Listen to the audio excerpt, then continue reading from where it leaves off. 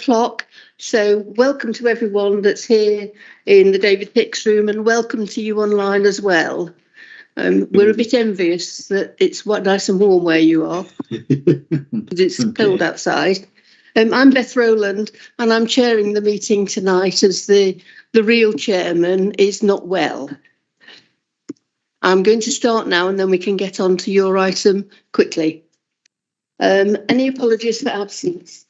Alison Swaddle, who's being substituted by Pauline Jorgensen, and Adrian Mather, who's being substituted by Morag Morvan. Thank you. Beth, any declarations of interest? Oh, David Hare's here. I was just going to say, Al says he's coming, but he was getting a bus, which is 25 minutes late. So he'll get here. Thank you, David. Do we know if Alison's coming? No, I'm not.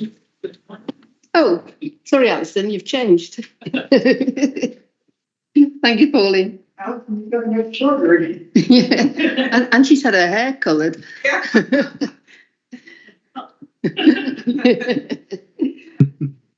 Yeah. Any declarations of interest? Any public questions? No. Thank you. Any member questions? No. Oh, we carry on at this speed.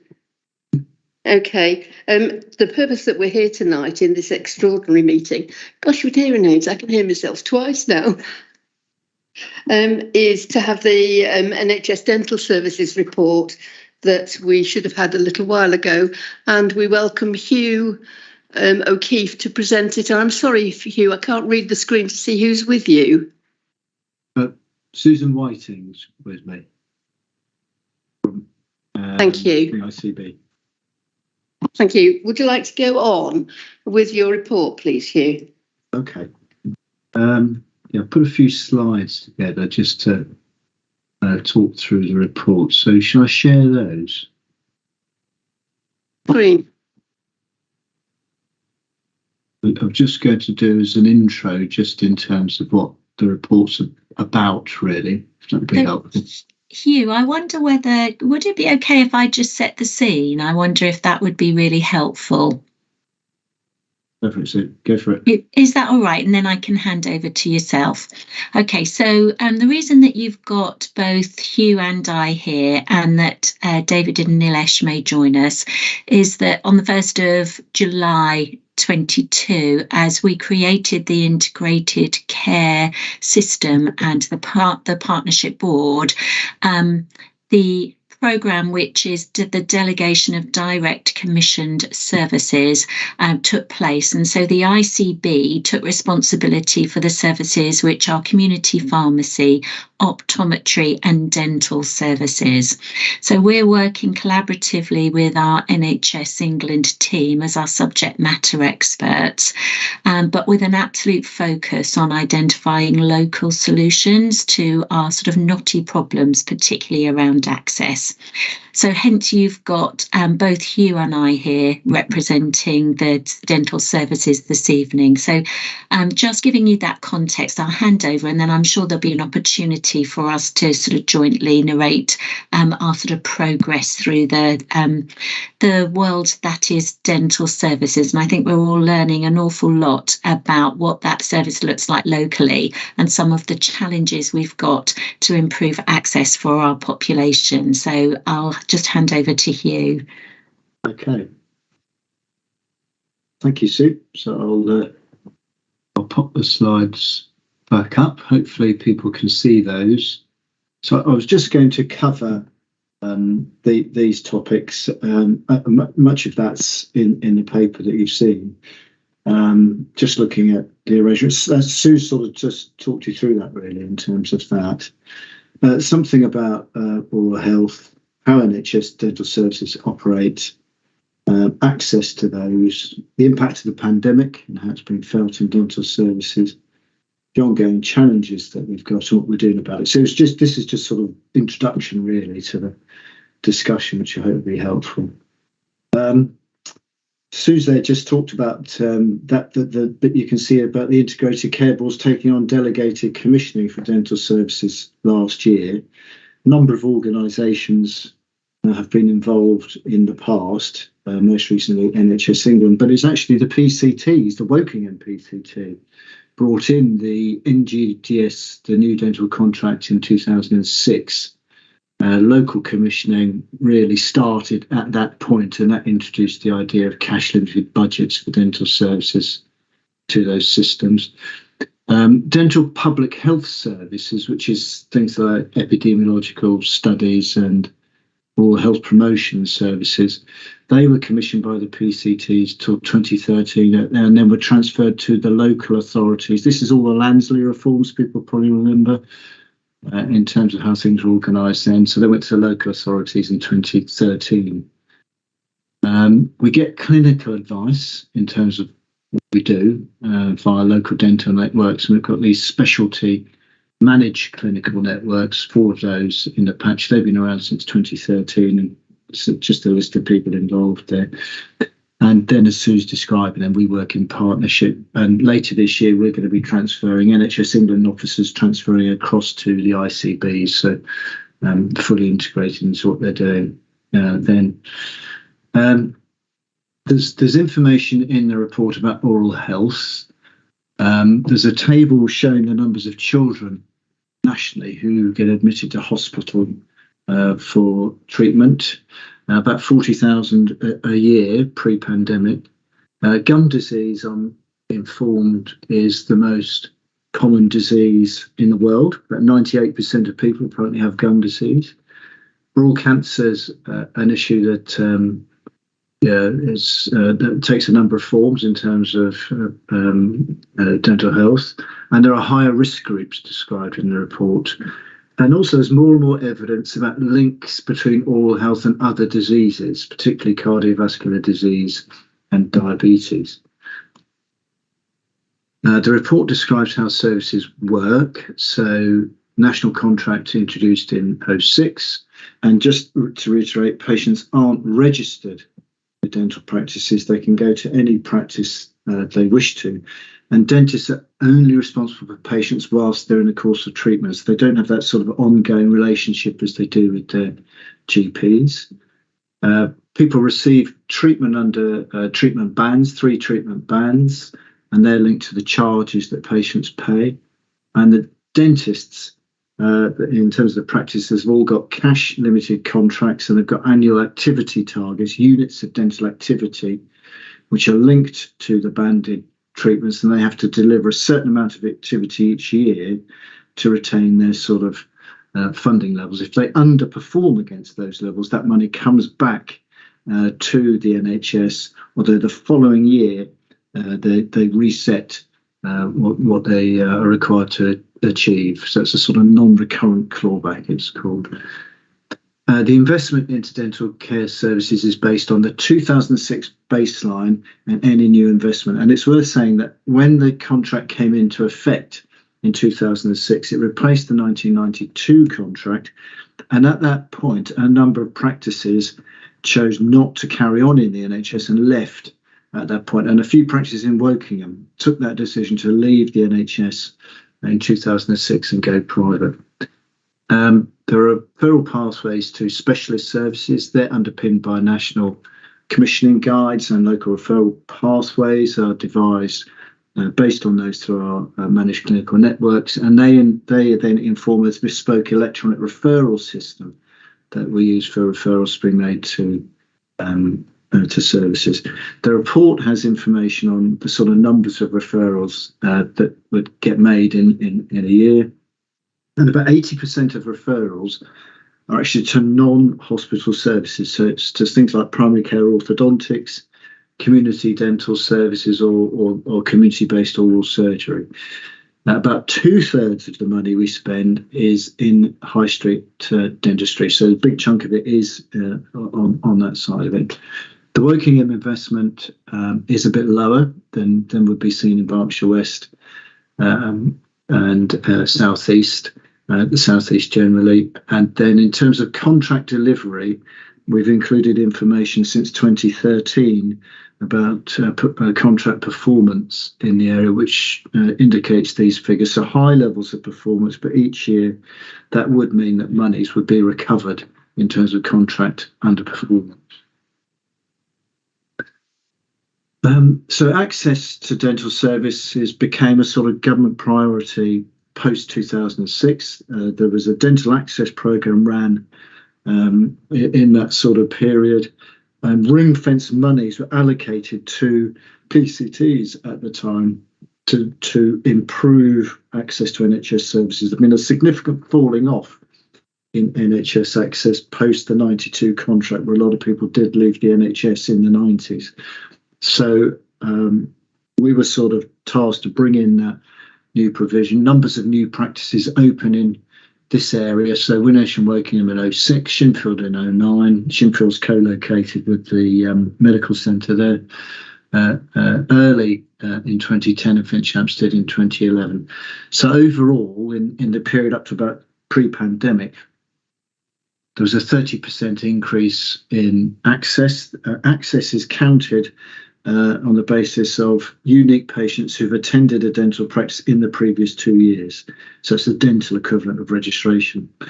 And that's about, it was about another 250,000 patients attended an NHS dentist. And the access issue significantly improved in that period. But again, Wokingham a little bit lower than other parts of the area. Pretty similar to West Berkshire, if you used to look there. I've just added that table in because this is a sort of 2018 figure, and this is probably the last time we've got this sort of really local view, local authority view of access figures. It's moved to sort of more the CCG and then the ICB footprints they use now for this. And you can see the other thing to note there is that generally Thames Valley is a bit lower than the NHS England average for adults, a little bit higher for children, and also more children would tend to attend than adults. So the pandemic had a significant impact in terms of practices being required to close in 2020, reduced capacity for 2 years. A standard operating procedure the dentists had to follow with a focus on urgent patients. The numbers of urgent patients treated rose from about a sort of a norm of about 8% to about 30% during 2021. In terms of referral services, the Royal College of Surgeons introduced prioritisation guides for surgical procedures. So oral surgery fell within scope for that. So that this sort of P1 to P4 scaling in terms of how quickly treatment might be provided. Primary care contract delivery fell sharply, particularly in 2021, down below 30%, up to about 66% last year, and looking as though we'll be somewhere in the 70s this year in terms of what will be delivered. So still well below that 90-odd% we've seen in the past. The paper also has some information about impact on other services in terms of calls to NHS1, NHS 111 and A&E. Significant concerns have been raised with us through a number of sources in terms of the access problems that people have been having. The dental practices have had, and all services have had significant backlogs in treatment, and then there's been an impact on people's oral health. So patients' treatment needs have increased because they've not been attending so frequently, and there's an issue about late presentation of cancers, which has become an issue. The situation's been improving since February. There isn't now increased primary care capacity, back up to 100% since July. We do have these additional access practices that act as a sort of backstop for people who can't get urgent access to a dentist. There's elective recovery fund monies, part of a national programme for hospitals to address long waiting targets. And locally, we've invested restoration and reset monies into the community-based services to try and help them with their backlogs. Challenges remain. So urgent treatment need is still an ongoing problem for a lot of people. As the dental practices have been catching up with their backlog, calling patients back in who previously attended to get them treated again, that they filled up their appointment books doing that, and that has made it difficult for new patients to get in to a practice. So if they've not attended in recent years, that has proved problematic, and if they've moved, that's also an issue. So people move house, families of the armed forces, looked after children, asylum seekers, refugees. Lots of these people do face problems getting into the system. The other thing is that it is taking longer to complete treatments on patients. They've got more complex needs. So the rate at which the backlog is being cleared is slower than I think would be ideal. There's ongoing COVID and flu pressures, which is impacted on planned care in hospitals. Community dental services use the hospital theatres to treat special care adults and children under GA. They have had significant challenges in terms of getting their slots back in terms of access to those theatres and getting those treatments done. Patient concerns are still coming into us at regular intervals, and there's really significant issues about the dental workforce. So, serious sort of morale issues. Lots of dental practices are now struggling with recruitment and retention. Lots of dentists are now wanting to work privately and leave the NHS. And as the dentists struggle to maintain their workforce, that impacts on their ability to deliver their contracts. And for some of them, that has been the reason they're leaving the NHS. So numbers of practices have left the NHS in the last year, and the report advises that one has recently left in the working area, or is about to leave, has recently advised their intention to leave. So in terms of what's being done, these are the sorts of things that are happening at the moment. So there's national contract changes. So all the things I'm describing really are replicated across the country. National contract changes the end of last year and been implemented early this year. So that's allowing the practices to deliver more of their contract and be paid for up to a higher level. It was previous 102%, it's now 110%. There's recommendations that more use is made of skill mix in terms of dental hygienists and dental therapists, and guidance that came out about that yesterday in terms of making more use of that. More levers for commissioners to target resources to need. That is really about trying to make sure if practices are repeatedly underperforming on their contracts, more powers are given to the commissioners to move that to resource elsewhere. Focus on recall intervals. So there's guidance. There's nice guidance on this. More focus on making sure that's sort of delivered and patients attend as often as they need to. I always cite the example that someone of my generation needs to go quite regularly. I'm sort of older. I was about 10 before fluoride toothpaste became regularly used. So I'm known as the heavy metal generation. And we have got quite a bit of work done on our teeth, and as we get older, that deteriorates and needs treatment. So probably someone like me needs to go quite often, but a lot of younger people don't need to attend the dentist so often. And also providing more information for patients so they know what's happening in terms of access. There's just come out is the National Planning and Operational Guidance. That is got more mention now of dental than we've seen before. So that's talking about increasing primary care activity to get back to pre-pandemic levels.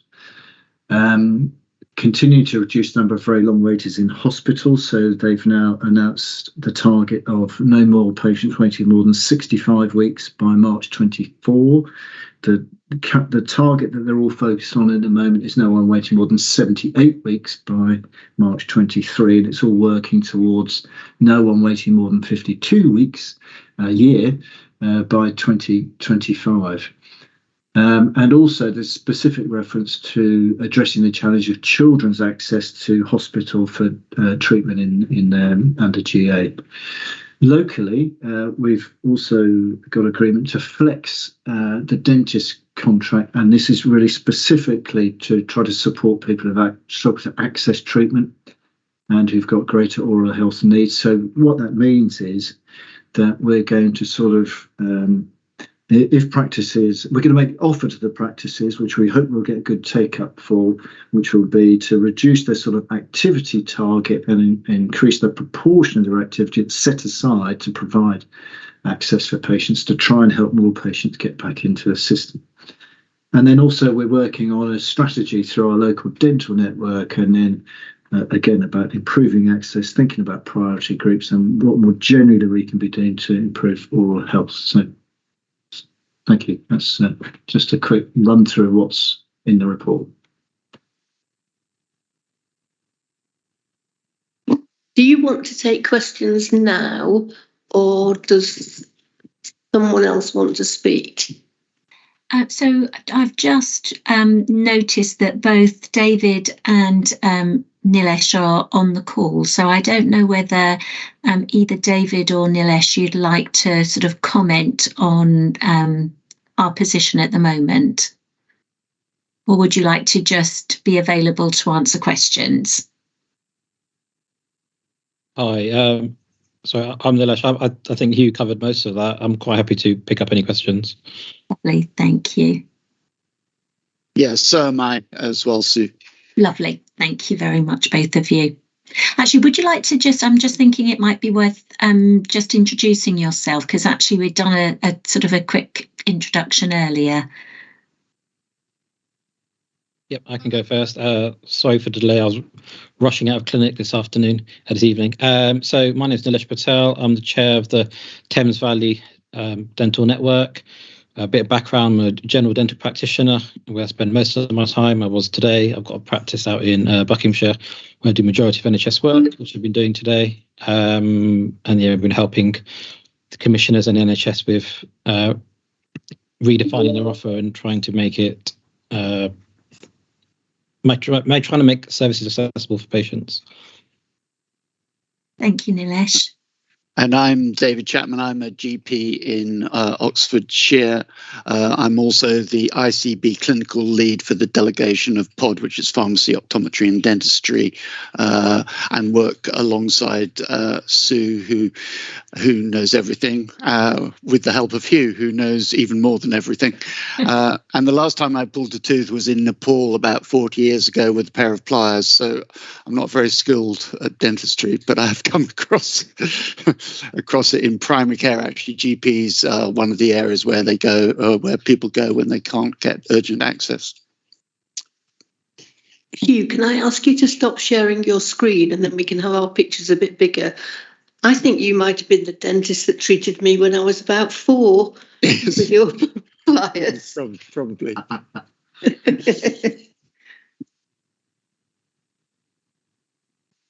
Okay, so shall I just open up for questions, and then we'll do our very best to, take you through any of, help you understand the context within which we're working at the moment. Yes, please. Pull in your first and the second. Thanks very much, Beth. Cool, so an echo here. We're going to get rid of the echo first. Can you hear me okay? Yes. Okay, I'm not particularly expert on dental services, but I was a bit surprised by the comment in the report I think I saw, which said that people can go to any dentist and there isn't a dental list process anymore.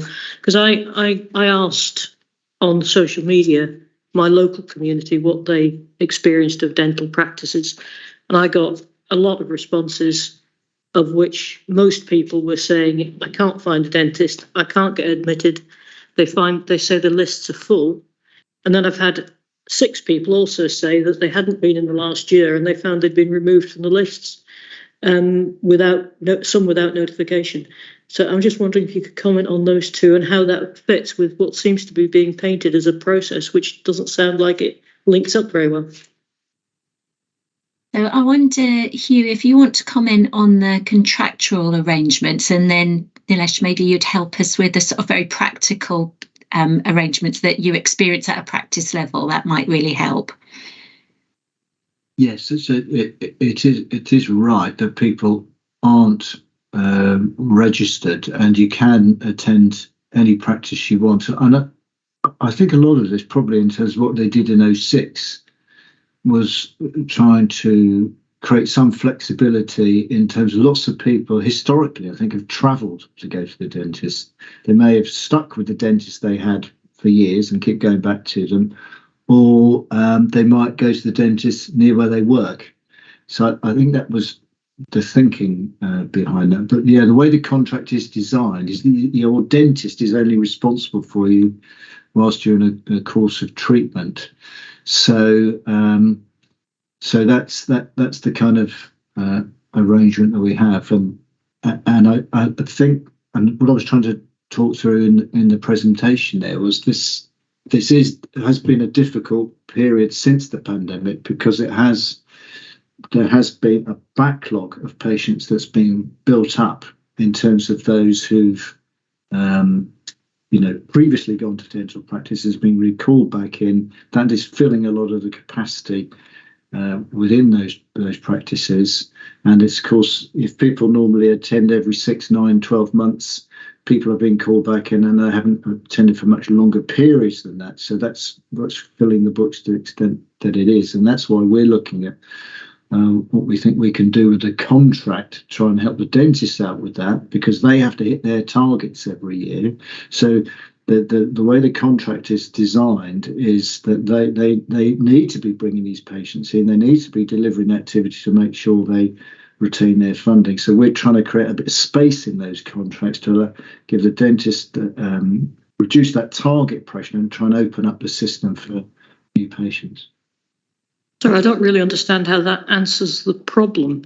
I mean, if people are being told they can't go to any dentists, and I've got a list of dental practices and people that are affected, I don't understand if it's a sort of first come, first served appointment by appointment process, which I think is what you just described, how that can be so, unless their appointments are booked up to infinity in the future, and therefore there's just no space for appointments. So it doesn't quite make sense. So Nilesh, I wonder whether you would like to just sort of try and help us navigate through that in terms of a practical level, in terms of how it's actually working on the ground. Yeah, thanks, Sue. I can completely understand the frustration. Picking up the reality of the situation. So prior to 2006, there was practices had registration lists that the NHS paid a small amount of money. So I assume similar to how GPs work, but we had a small amount of money paid per patient on your list, and the practice received that money. After 2006, there was no longer an official registration system, and so that's why he referred to patients practices no longer having a registration list. However, practices build relationship with patients. I've been in my practice for 15 years. I've been seeing patients for up to 15 years from the same practice, and we like to look after the patients who we've seen over many years. So what tends to happen is practices run an unofficial list, a list which they're not getting paid for, but they run themselves because they like to look after the patients who they've been seeing for many years. So I think that's probably the difference between not having an official registration list, but why new patients can't seem to get in. Thank you. So in essence, the system as described in the contracts isn't what's actually being operated on the ground for understandable reasons. I understand why you would want to have a continuing list of patients, because you want to get them in a good state, you want to keep them there. But if the system isn't being operated as it's contracted, that doesn't work for people who can't get onto a list at all. I mean, I've got people who have been trying for 4 or 5 years, and I don't really understand how they resolve that, apart from dialing 111 when it's an emergency and going to one of the emergency dentists, which a few of them have done. I completely agree, and I completely empathise with what you've just said, and in part of the reason that, and you actually hit it right. You've hit the nail on the head when you said once you've made people dentally fit and healthy, you want to retain them. But it's also relationships that practices build with their patients, and they want to continually be able to offer them services. On the flip side, if a patient has been seeing the same practice for 5-10 years, and then suddenly they have a problem, they would want to be able to access that service again, and the practices would like to be able to keep seeing them. If they continue seeing more and more patients, then something has to break. Either the patients you regularly see you can no longer see, or the new ones can't get in. And so that's the dilemma that most practices really have. But I understand that doesn't resolve the problem that you're referring to, which is why the LDN, the local dental network, which I chair, have been really trying to push the NHS to allow flexibility in contracts, and I believe it has been approved and it will be going through. And so the system will hopefully operate slightly different, where practices will be able to take on new patients and it not be a disincentive for them. At the moment, there are quite a few barriers to taking on patients who've never seen before. And, you did quite well to actually understand the issue, because a lot of people don't. So by offering the flexible system, which we're hoping to implement very soon, it should take down some of those barriers. In the paper that I think was submitted before this meeting, I think there's a number of pages to it, which Hugh had written, there are 4 additional access session practices at the moment in the whole of Thames Valley. I operate one of those. And using these sort of sessions, we take on all patients who've never seen before, patients who've got emergencies, we get them out of pain, we remove their swellings, we do what we need to do. And it's I find it a great system, because patients who needs the service get the service, and we do what we want to do. We want to help people who need help, without it being a disincentive to us. So that is, what we're looking to do going forward. And a question about the people being taken off lists, and they haven't been. Sorry, we couldn't quite hear. Sorry, I didn't have the microphone on. It was the second half of the question, which was about people being removed from lists if they hadn't been. One of them said twice in the last year. Various other people have said haven't been in the last year. Again, I thought from the report that shouldn't be happening, because there isn't a limit on how many people you can have on your list. There's no such thing as a list. The only official contractual list is the people who are undergoing treatment. So there's no list. It's not like a GP where you sign up to a GP, and GPs, as Nilesh said, get a capitation fee, which is what they used to have in the previous contract. There's now no list, except for the fact that dentists have an obligation to people in whom they've started a course of treatment. But beyond that, it's fictitious to believe there is a list. There isn't a list. So it seems like the dentists are operating a completely different system for understandable reasons than the one you think you've contracted, because they are telling people that they're going to be removed from lists. And as we've just heard, they're reluctant to take new patients that are going to cost them money to get them to a decent state before they can then move forward. So it feels to me like the contract's complete fiction. Sorry to be so blunt, but... No, the dentists are actually following the contract. I suppose to explain to patients always thought there was a list. And so when they say they've removed you from the list, it wasn't actually a list. They're just saying that you don't have any attachment to this practice anymore, which is actually the state when you weren't having treatment according to the contract. They've just put it in terminology, I suppose, which... made it look as though there was a list, but there wasn't a list. They were just explaining, I think, to patients. I mean, I think I probably should slightly clarify. There is no official list, but practices will probably tend to run an unofficial list for those patients who they've built up a relationship with. Is probably the fair assessment. Yeah, that makes sense. Thank you. yeah, thank you, Andy.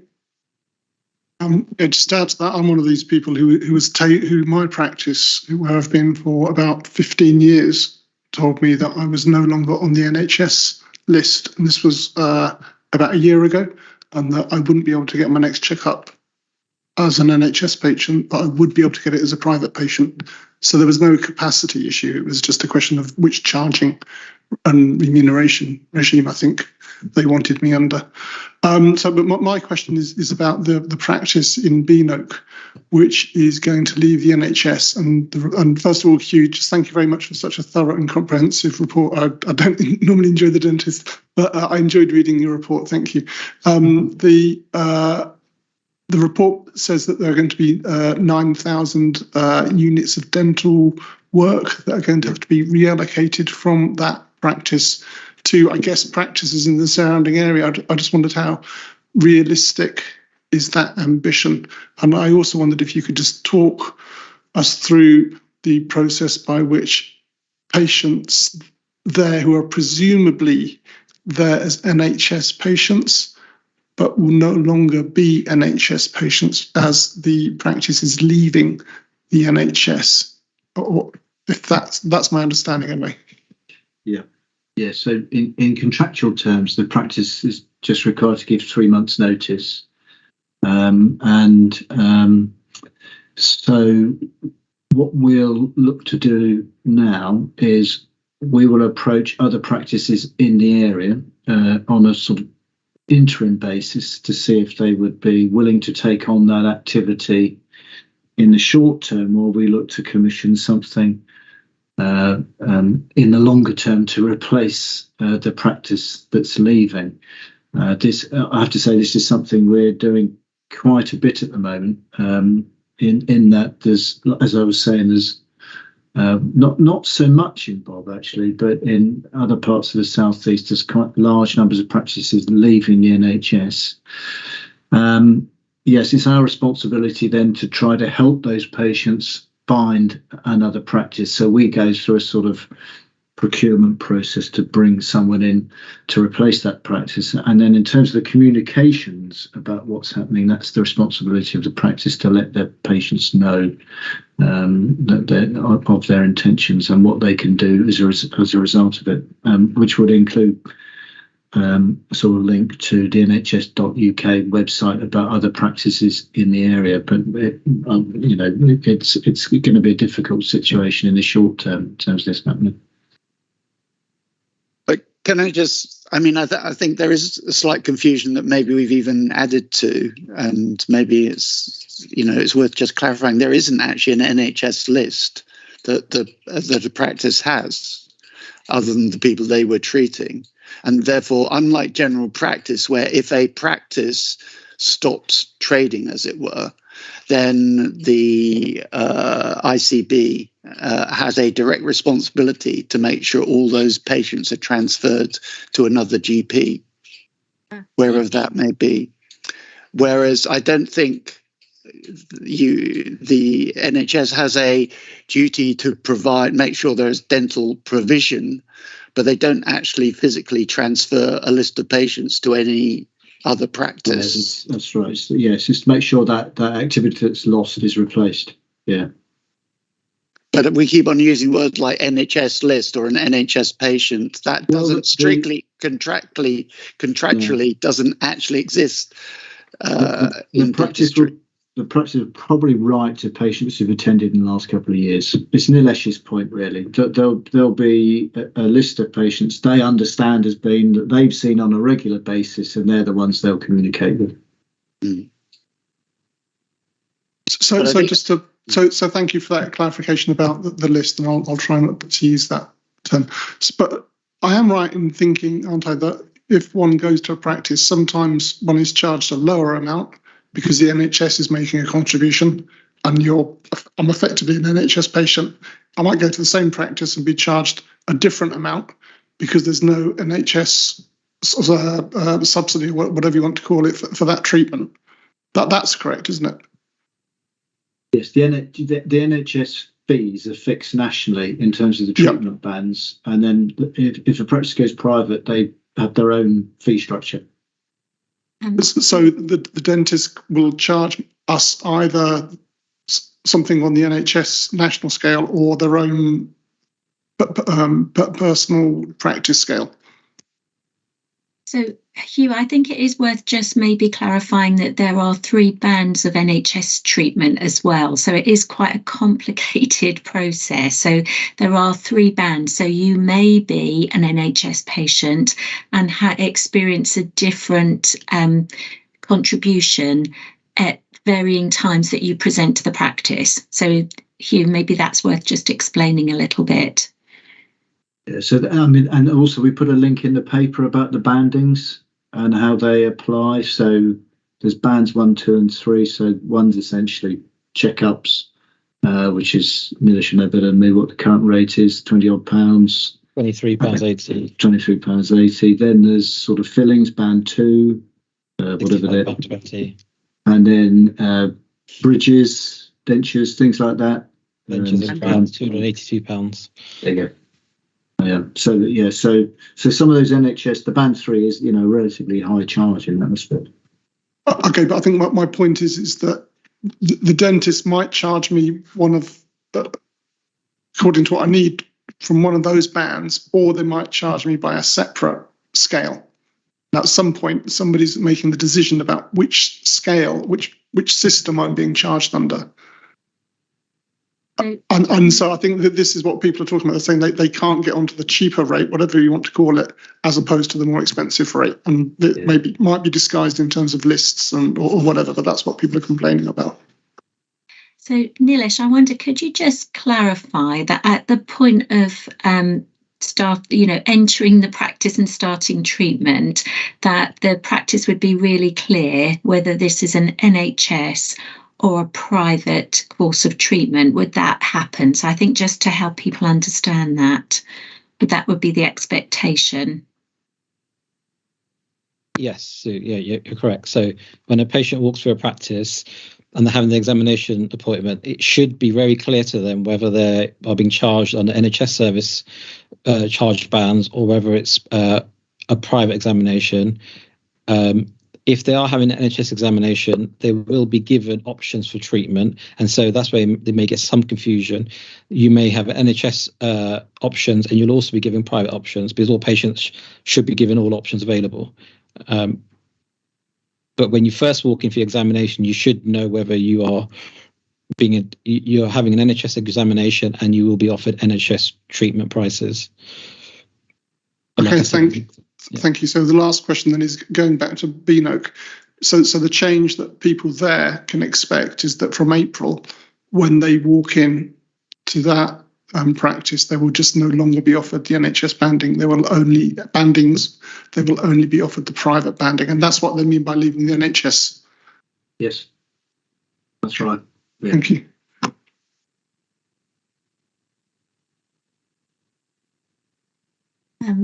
Thank you. I've got a couple of questions. Sorry. So in the data, you talk about with children with tooth decay, evidence of dental decay figures, and Woking comes out as ranked 4, with lower rates in West Berkshire and Bracknell Forest. So what's different? Do we know why Bracknell Forest and West Berkshire are doing better than other authorities with tooth decay? Obviously, there are lots of factors, but I just wondered what was happening there that's not happening here. I think the honest answer is we don't know the answer to that.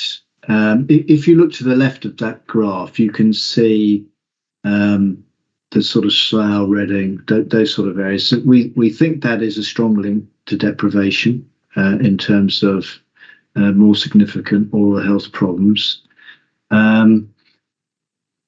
Was it Wickham and Oxford are also there, and they've also got wards with significant deprivation. We think that's the big driver. Quite why Wokingham may be different to West Berkshire or Bracknell Forest. It could be that. It could be issue that the more deprived areas of Wokingham. But I think we're not really clear about why there's a difference between those patches. But we're pretty clear the ones over to the left, there is a link to deprivation. What are we trying to do to improve that?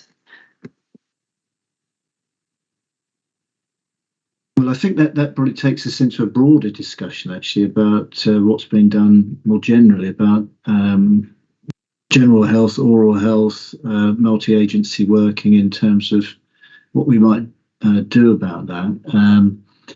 We've certainly got services like the community dental services, which provide support for children in terms of their needs.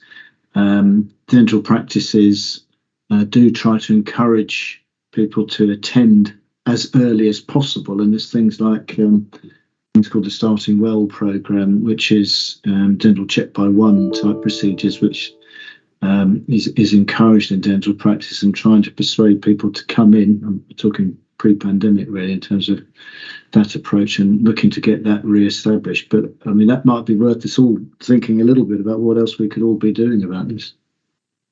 So, Hugh, I think that's a really good thought to leave us with, in terms of actually this will take a joint approach in terms of thinking through what free or dental treatment. It's just the issue about access now, that although they're entitled to it, they're like everybody else who's trying to get an NHS dental appointment, who wants it, can't get it because there aren't facilities. So it's not new that they got free dental treatment. Well, I totally get that, but it's about access for them. They've been given this card by midwives, and they are going to services and they're not getting the service. So what do you tell them? I mean, one of the things I'm struggling with all this, what you guys are saying, is none of this are being shared to the public. And, you know, whose responsibility is it to share that this is all happening? So we really recognise that, and I think the opportunity for the ICB is to work with our system partners to make sure that this information is clearly visible. So Hugh and I have been working with the Health Watch organisations across Bob. In fact, it's been coordinated. It was coordinated by the Oxford Health Watch. And we are just about to launch a frequently asked questions on our website, on our ICB website, so that actually people can begin to understand how the dental system and process works. So it's a journey. It's not going to be perfect to start with, but it starts us off in terms of trying to answer the questions with an absolute commitment to building and refining that as we move forward. So continuing to work with yourselves to say, actually, what else might we do? So we're almost ready to launch that. It's taken us a little bit of time to make sure that it's fit for purpose for our generic populations to understand, because as you can hear, it's a really complex world, and some of the previous understandings we've got have now have changed, and we've got to be able to articulate that accurately in a frequently asked questions document, and it's quite challenging. So it's been quite a challenging document to put together. Almost there, and we'll be able to launch that. It's a small start in a big piece of work, a bigger piece of work that we need to do in terms of engagement education and really thinking about the sort of solutions to this access issue. I mean, there are a couple of other things about prevention. The first thing is, and I didn't understand this in the new act about ICBs being formed, there was a section about fluorination of water, which I assumed happened everywhere in the country, but it doesn't. But I think it gives powers to enforce fluoride being added to water. For example, Oxfordshire, I was told by Public Health, doesn't have fluoride added to its water. I don't know what the situation in Wokingham is and the environs. I don't know if you know, Hugh. No, don't know. Because that obviously can affect dental well-being in children in particular. And the other thing is, with the cost of living crisis, and a message which our community dental services who are run by Public Health and go around supporting people, is that people should brush their teeth. There are cheaper forms of toothpaste than the usual brands, which have all the right amount of fluoride in them, which cost about a fifth of the cost of the usual brands that people can get. So Boots do one. I don't know. There are some other ones. And brushing your teeth is important twice a day. And spit, don't rinse your mouth out, because when you rinse your mouth out, you wash all the fluoride away. So you just spit out and leave it in there without taste, and don't drink for 30 minutes afterwards, so that the fluoride has a chance to get in there. These are simple things which you could tell, you can tell the people who, who come to your surgeries or whatever else in the council. They're simple things, but they're an important part of the whole prevention programme. Thank you. I'd like to go to Rochelle now, and then we're going back around because I think we've got a lot more questions. Wokingham is one of these places where we're having about 900 new homes built a year. So we have a lot of new residents who've never been here before. And one of their questions they will give me is, where can I find a dentist that will treat me under the NHS? And is there some way they can find out? My second question is, your data that you broke down by local regions is 6 years old. You say you no longer have Berkshire West area since 2015 and 2017. Data since 2017 has not been available in the local authority areas. If I was suspicious, I would ask, what are you hiding? But I want to know why they stopped doing that. So those are two different questions, because that's information that would be useful for us. And it shouldn't take very much for you to actually using computers to get that information out. It's not rocket science. I can talk about rocket science. I used to work for NASA. So thank you. Okay. In terms of the new housing, I mean, part of the reason that you consider new practices that were opened up in Wokingham, about 5 of them over that period of time, was to do with new housing. So it was in response to the planned housing developments in the area that were part of the Wokingham plan going back about 20 years. I remember working in the PCT in Wokingham and working through those plans and some of the responses we put in terms of GP services. So some of that's built in terms of the houses that were planned at that point. I think in the shorter term, there's still this issue about trying to flex the contracts. That was one of the issues, people moving and trying to take that into account. I think of Bicester as another area where we've got significant housing growth. The other point I think then is about the strategic work we're doing. And I think you're right, we do have to think about what's happening in the next 5-10 years, what's happening with housing growth, what do we need going forward. So we had done a bit of work with that, with the local dental network. We need to really look at that in terms of where we are now. The data that you can see is all really based on the commissioning footprints that we have in the NHS. So it sort of moved from being sort of more local authority focused to CCG focused during the last few years, and now it's become ICB focused. So it's all to do with commissioning footprints. There's no conspiracy behind it. It's just based on what are the commissioning organisations that we have, and therefore they're used as the foundations for the data. So what do I tell the new residents? So could I just call every dentist in the book? So can I just pick up that point, actually? So I think it's really important that multi-organisations communicate really well and effectively together. So whilst, absolutely recognise that these planning arrangements are already in place, new housing's been built, actually I would just ask us collectively to think about what's the forums in which we have those discussions. So if we think about NHS England has only the ICB have only received delegated responsibilities since July of 2022. What was the local authority doing to engage with NHS England about the development of additional housing and required capacity? So I think we need to think about this sort of collectively moving forward. And while there's an absolute commitment for us to work in partnership with you to build capacity around our populations, I think it's going to take us some time to get into the right place where we're having those aligned conversations.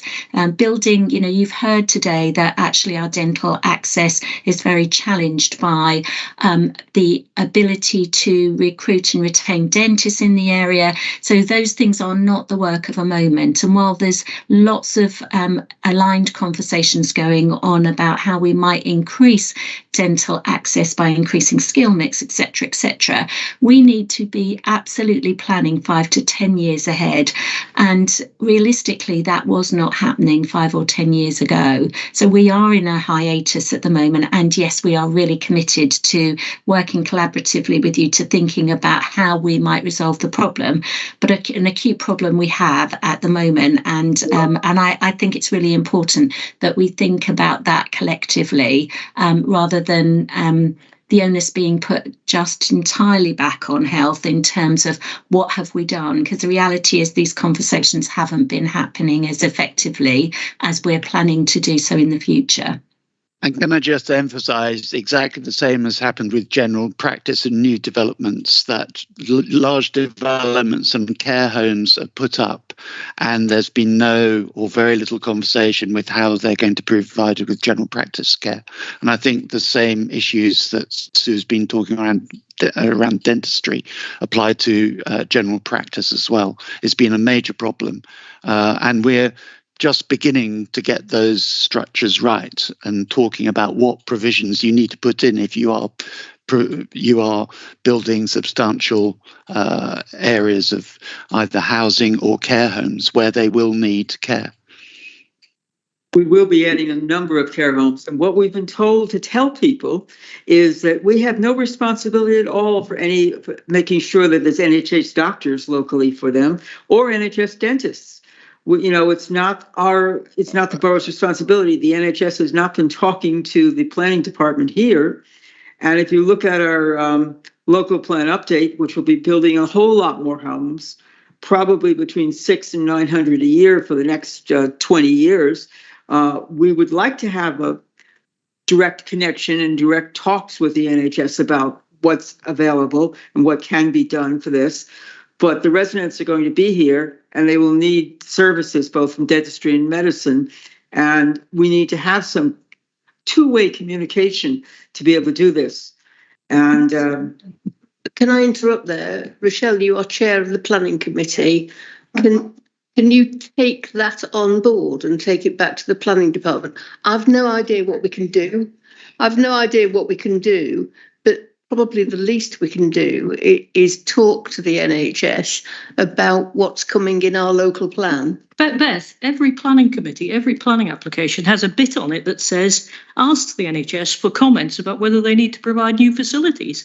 My astonishment when I was on planning was that there were quite a few large developments where they said there was no requirement, even though we knew there was. So, I mean, they've got every opportunity to input the planning applications. They get asked that question on each planning application. There is a 5-year land supply, which shows you our target for development. There is no excuse for not knowing there's development going on around here. Okay. So we'd be happy to talk to you if you just contact us as well. If you want to contact me, I will put you in touch with somebody. But the question is that we want to talk to you. We very much want to talk to you. If you please contact us and contact the head of planning, who's Marcia Head, and she could probably help you. So can I just, I want to just challenge our thinking and this dialogue at the moment around whose responsibility. I think it's our collective responsibility. And I think this ought to be more about joint working than us batting backwards and forwards as to whose responsibility, who said what. Actually, I'd really like us collectively to think about joint ownership and building the sorts of relationships where we can collectively talk to each other rather than assume that it's got to be health or it's got to be the local authority. And I think if we continue in that vein, we're not going to get to the we're not going to achieve the positive outcomes we'd want for our population. So absolutely agree that we need to have collective conversations, but I'd like us just to think a bit more proactively how we take a positive approach on to do that rather than, because this isn't a blame culture. We are in the position we're in now and we've got to find some solutions moving forward. We're really willing to talk to you about it and find those. But I would just urge that we try not to think about what has gone in the past. Let's think about what we're going to do in the future. Who should we contact? Can I stop you? The solution is that Susan and Rochelle take this offline, your head of planning, if you can contact Democratic Services, Susan, or if you've already got Rochelle's number, can you please contact each other and let's see what we can sort out, because clearly things are not working now. Yeah, so I don't have Rochelle's number, and I think my email address is certainly in this link. So very happy to pick that up. And I think what we'll also do is pick it up through our place-based arrangement. So I'll certainly be escalating it through our place-based directors, because I think they're absolutely a really key link into this conversation. So absolutely happy to pick that up as an action. Thank you. And can we review it as a committee in 6 months and see how far we've got? Yes, if I will leave that one to you. And just to say, in terms of the communication, we've made every effort to pull together. To pre-Christmas, we met with your chair, every effort and every commitment to be here. There are 4 of us here on this call tonight. And I think that really does demonstrate our commitment to what we want to working collectively with you. This is a report in the form that you've never seen before, requested by your chair in terms of the detail of the information. And as Hugh has highlighted, up until July, when the ICB took responsibility for the commissioning of dental services, actually you wouldn't have usually got this level of detail. But the teams have been working very hard to make sure that we can focus it in the right area so that we can get down to not just a place but a locality. So I think there is, a huge thanks from us as an ICB for our NHS England teams to have changed their practice and had to try to focus in a different way. It may be not what we all want to hear, but it had been the nationally commissioned process, and they're doing a fantastic job at trying to focus down now at place level. And I think as a system, we want to give them every support to do that as effectively and efficiently as possible. So, but we'll certainly pick that up through our place-based directors. Thank you, and I agree with you. If we work together, we'll get a far better service for our residents. We've got more questions coming up again. I've got Andy, Pauline and Rebecca in that order. Andy. Thank you. I'm going to move on. I'm looking at page 11 of the reports pack. So it's under the title number 3, investment in, my screen has gone funny, investment into NHS primary services.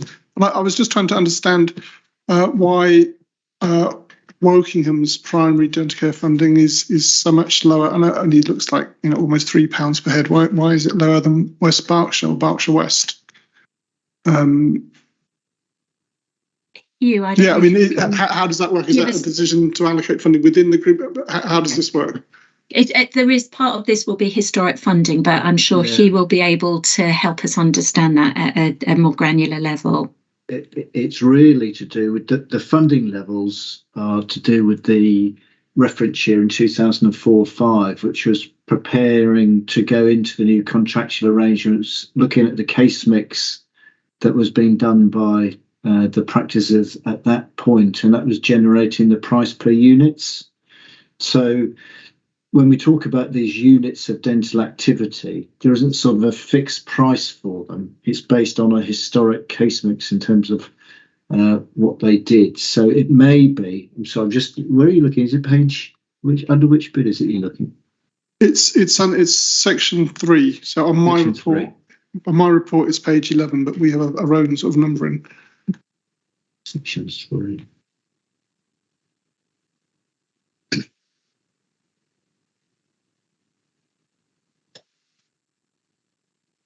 Yes, so yes, you see that's the Woking 3104 versus the Berkshire West average is 33.83. Is that right? Is that where you're looking now? Is that the one we're talking about?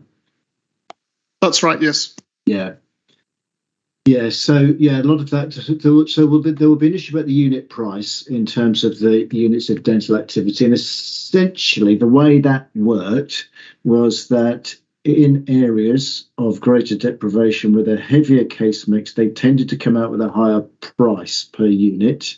So Slough, for instance, has a higher unit price than in Wokingham because of the heavier case mix, but also it relates to the amount of provision that was done on the NHS going into 2006, which set a baseline for the amount of investment that went into each area. And it tends to be in the areas that are more deprived, there is more less prevalence of private practice, more NHS provision and more NHS investment.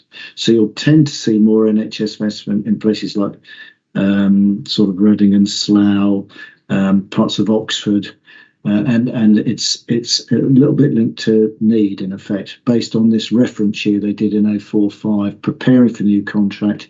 Then what's happened since is through the dental access programme as to whether there's been any new investment coming into those local areas. So Wokingham will have seen some increases in the investment as a result of those new practices coming in.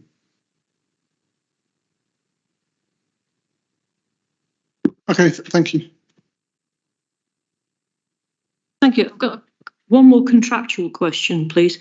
If you take somebody as an NHS patient for a examination, do you then have to treat them under the NHS, or can you then push them into a private route? Or do you have to give them the option of an NHS treatment? That's the first question. I've got another question as well. I think that's probably for me. If you see a patient for an NHS examination, then you're obliged to do all the treatment necessary on that patient. The only caveat to that is if a patient's coming for an emergency treatment, then you may do it under a slightly different system where the aim is to get them out of pain. But if you're going for a normal examination, then yes, you should be offering the full NHS service. Thank you very much. That's very helpful. And the second question is back to the numbers again. We've got 175,000 people in Wokingham Borough. Could somebody give me an estimate of what proportion of those are actually treated by NHS dentists? I recognise you haven't got the figures and everything's counted by a different thing, but you must have a view. You know, is it 50%? Is it 80%? Is it 20%? Do you have any idea?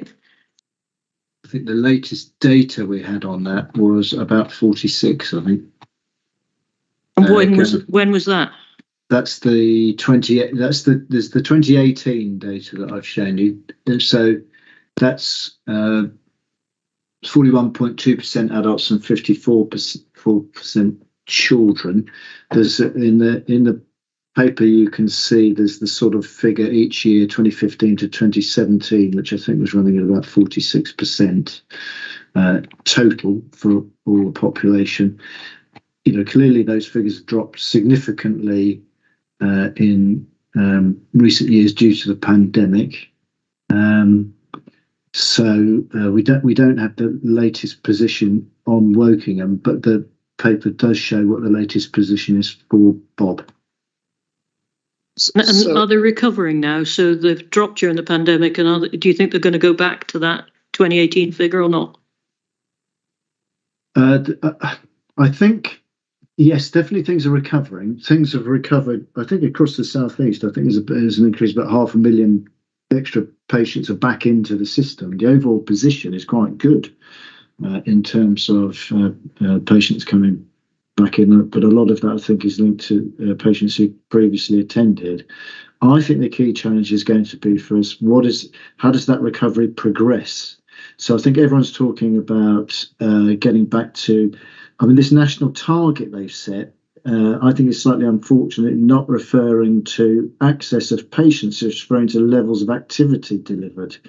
But actually the trick is to get those numbers back up to what we were seeing pre-pandemic, and I think that will remain challenging in terms of the things we're seeing about patients' treatment needs, about the state of play with the workforce and whether people are sticking with the NHS.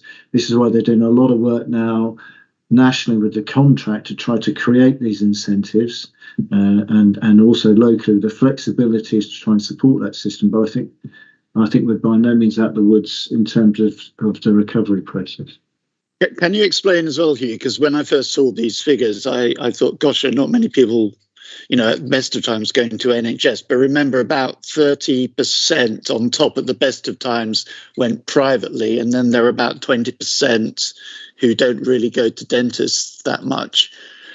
It's something like that. And probably Wokingham, which may be slightly more prosperous, has slightly more private activity beforehand than in that mix. So that's why they only got about 42%, I think it was, or whatever it was at the best of times. Yeah, no, that's right, David. Yeah, so that's right. There's historically there's always been those sort of proportions, and the 20% will often only tend to come in where they've got significant issues. Thank you. That's very interesting.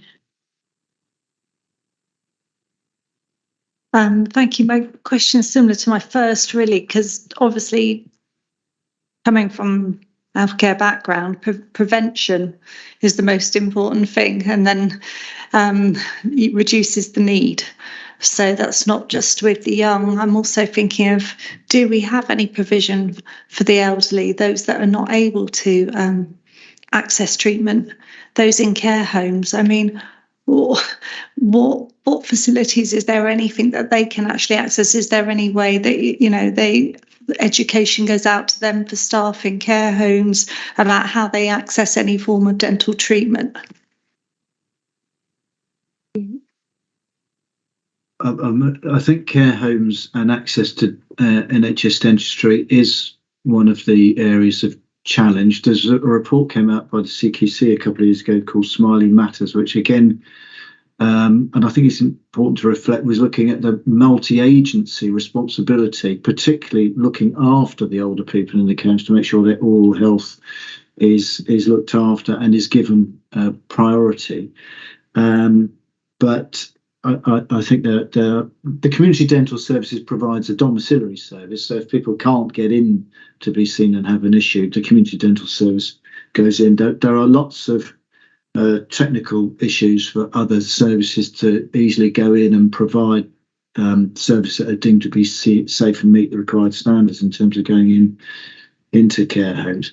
I think one of the things to say about what we're looking at with flexing the contracts is this is part really we're looking at a sort of phase one of strategy that we're looking at. We're kind of hoping that something's going to happen nationally to create more flexibility with a contract, to recognise some of these priority groups who have more difficulty with access. But in the meantime, we're sort of getting on with it locally. Big focus on access initially, and I think then we're looking at whether we should be maintaining this flexibility to look at some of these higher priority groups and think about different ways of delivery.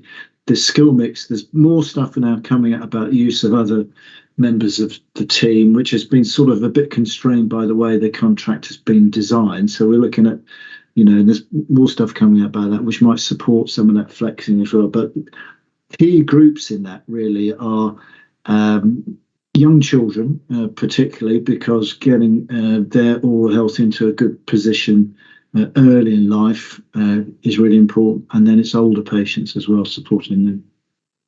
So, Hugh, I also just want to flag as well, so just, and you may be able to help with our understanding of this, but there is one of our places across Bob in our Oxford place that actually the local authority has retained a dental oral prevention service. So there is an active team commissioned by the local authority using funding that was previously delegated to them to actually undertake this work. So they actively support the paediatric services, so our children in nurseries, in health centres, and they also go into care homes and do a significant amount of work in terms of that sort of oral hygiene and prevention work.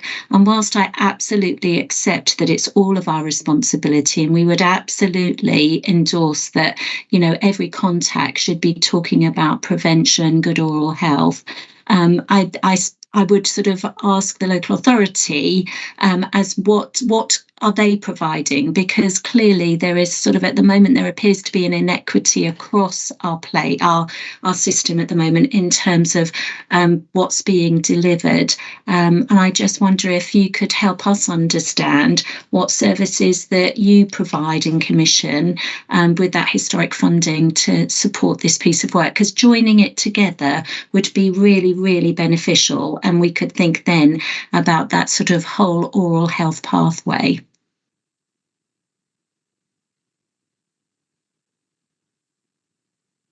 Thank you. I don't know what we provide, but I would be very surprised if we provide anything at all, because as we rant all the time, we're the lowest funded authority locally, and so we have less money than anyone else, but I will take it up. That would be really helpful, because I think in terms of and this isn't about holding each other to account, but about doing things collaboratively. It would be really helpful to understand what the early intervention and the early service offers are, so that we can fit our dental commissioning services alongside of those. So I think that's going to be really important to understand, particularly given the narrative today about the lack of capacity of our dental clinicians, and the reality about the level of services that we will be able to provide in the future, and that oral health prevention is going to be such a key piece of the puzzle to really ensure that we've got good oral health across the population. Thank you. Morag. Are you able to tell us whether there are any dentists at the moment who are willing to accept or able to accept NHS patients? And the second part to my question is, if there are such dentists, what would be the procedure for a resident new to our area in finding the dentist and embarking on the course of treatment? Thank you. Thank you. I'm afraid I'm over to you for that one. Off the top of my head, I couldn't tell you about whether dentists are formally declaring they're seeing new patients. I suspect the answer would be no at the moment, in terms of on the public-facing nhs.uk site. I don't know if people are familiar with that site. You put in your home address, and then it does a sort of dental practices distant from you, and then whether they're accepting. I think part of the issue for that at the moment is to do with the pressure on their contract to deliver a certain level of activity by the end of the year, which is sort of incentivising recalls of patients who previously attended. I think the situation will probably ease as we go into a new financial year, and practices probably will be able to open back up again. And again, if we get this flexing off the ground, I think that will help as well. Thank you, Hugh. If you look on Facebook, people on Facebook are very good at telling you where the dental practices have got spaces. And Hugh, we also do have the Access Centre, that there's, the contact number for the Access Centre, that they will also be able to tell you your nearest NHS dental service that is taking new patients. The difficulty is that it may not be in your locality, and there may be a distance to travel. That's true as well, Hugh, isn't it? Yep. And that all of that information is on our frequently asked questions, but we'd be very, and I'm not sure actually, Hugh, if we've included that in the paper, but we could certainly share that. We've got the additional access practices are in the paper. Yeah, okay. Okay, Andy, thank you. Thank you. So just to clarify, Susan, and again, once again, thank you all very much for giving up your evenings as well as providing the excellent report. So I think there's been a slight misunderstanding. So we are not the executive part of the local authority. We are not a decision-making body.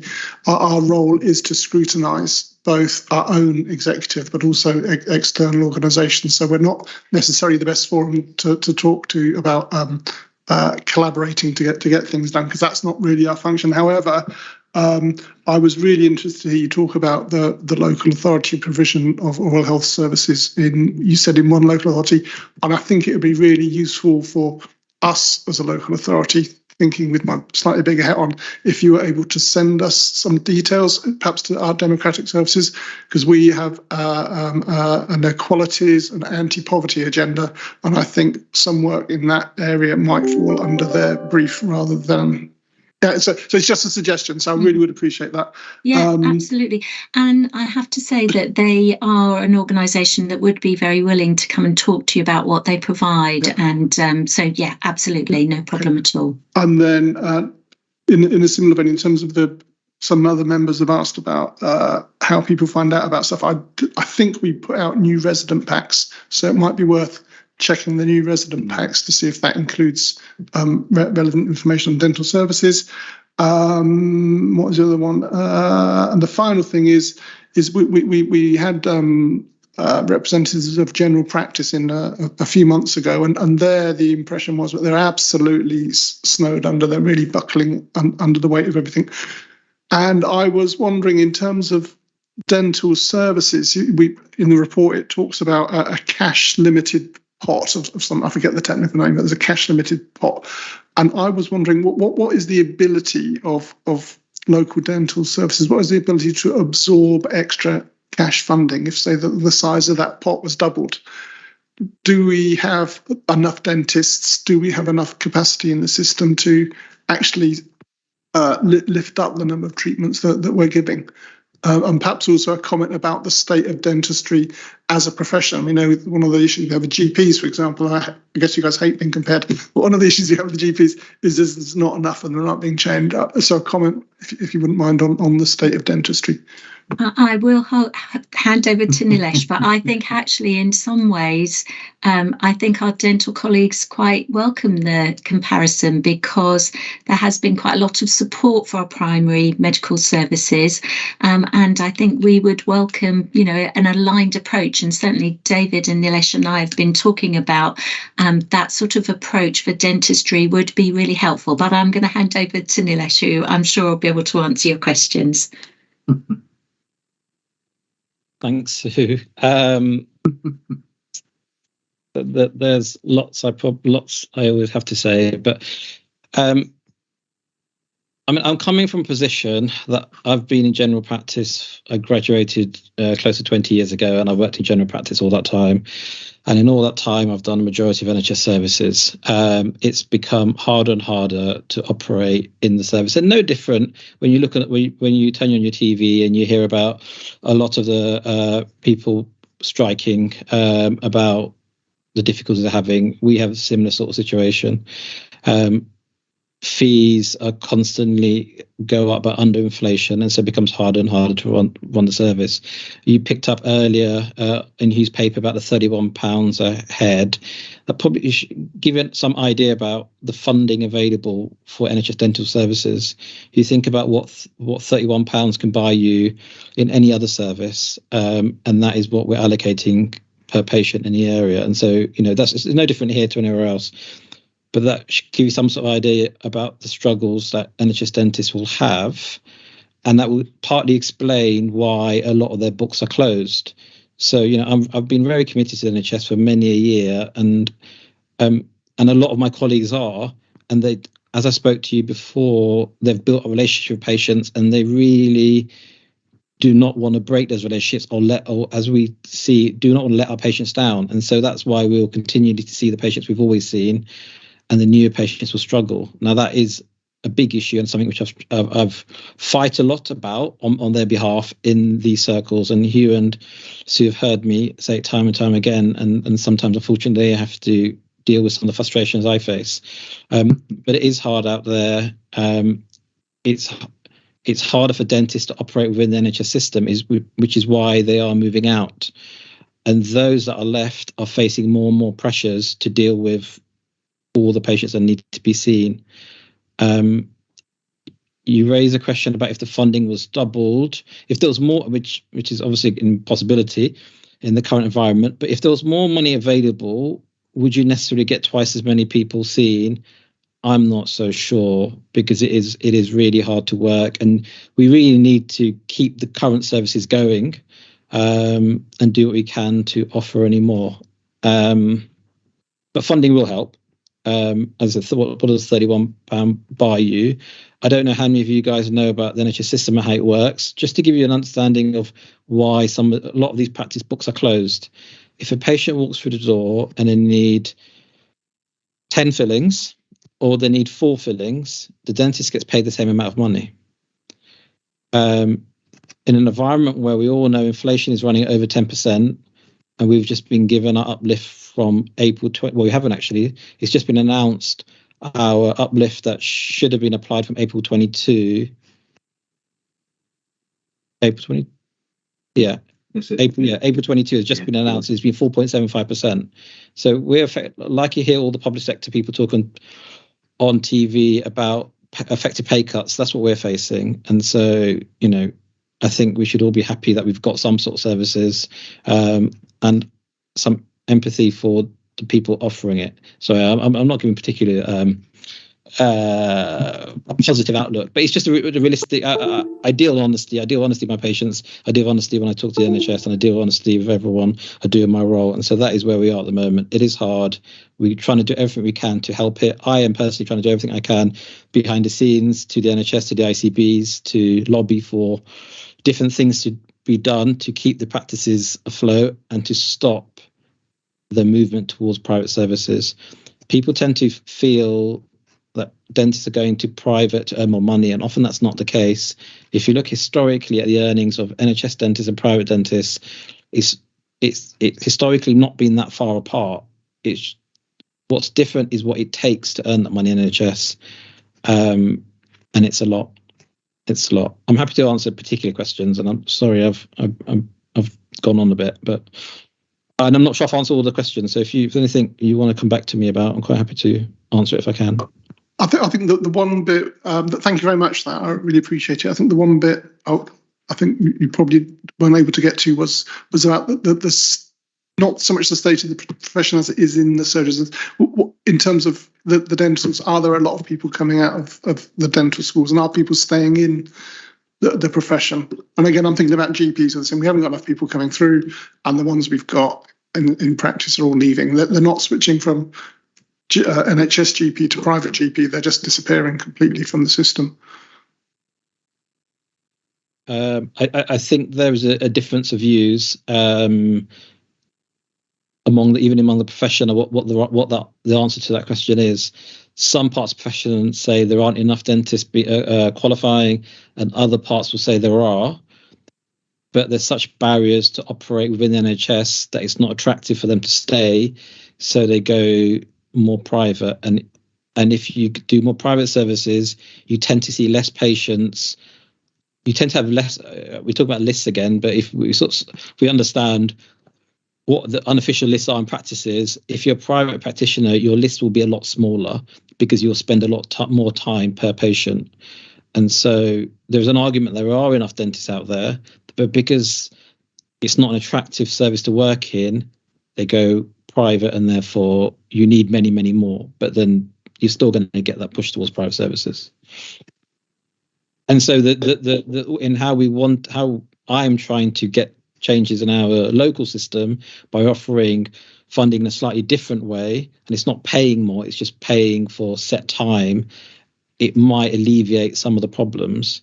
Because some of my frustrations, although I'm a dentist, we deal with the patients ringing up, they're in pain, they've got big problems, and they can't necessarily access the services. We're at the front line, and sometimes we're not able to offer them solutions, and that's a real problem for us. No one wants to turn them away. We're there listening to them, and I want to offer those. I want to offer a response, and I want to be able to care for those patients. And like I mentioned before, there's only 4 practices in the whole of Thames Valley who are offering additional access sessions how they're currently devised, and we're one of them. And I'm really proud of offering that, and I will say it again and again, because I see those patients walk through the door who aren't able to afford private services, who are in immense pain, who may have chaotic lives, and they just want help, and I'm able to offer them help because the funding is slightly different.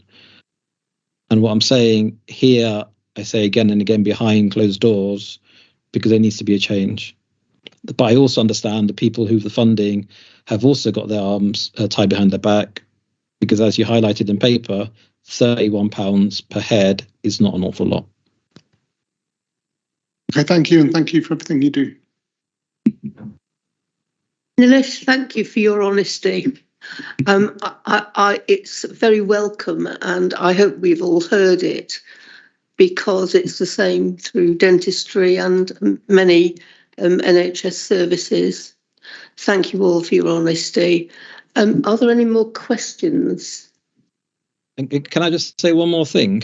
As much as the NHS may not want me to say it, I, as a dentist and a professional who wants to care for people, would want you to put as much pressure as possible on the providers of services to offer those services and provide the services, and let them deal with how they do it. Because you should be representing, and you are representing the public, and you need to keep on doing that. And you need to put as much pressure as possible on something to happen. Because if that voice quietens down, then things won't happen. Thank you, and you are very brave for saying that. We all know money's tight everywhere, not only with families, but right throughout the country. And I support all you do. I'm very thankful for my dentist. And actually, I quite like talking to him about the HOSC, because it opens the door, poor devil, to hear me talking. If there are no more questions, and I've checked again, there aren't any more questions. Thank you very much for your input tonight. Susan, I hope we'll be in touch very soon, that we can work together on not only planning, but maybe other things. David, I just noticed you've popped on the screen. Is that because you wanted to say something?